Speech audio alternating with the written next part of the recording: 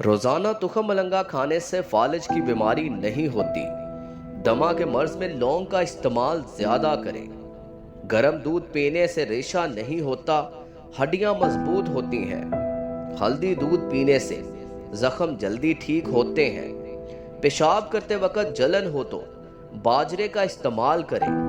खाना खाने से पहले इलायची खाएं, हाजमा दुरुस्त रहेगा। खट्टी चीजें खाने से मर्दानगी कम होती है। कोयला दांतों पर रगड़ने से दांत चमक जाते हैं। खरबूजे के बीज खाने से रीढ़ की हड्डी मजबूत होती है।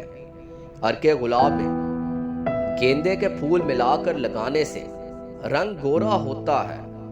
गाय का दूध पीने से दिमाग तेज होता है। तरबूज खाने से दिल को सेहत मिलती है।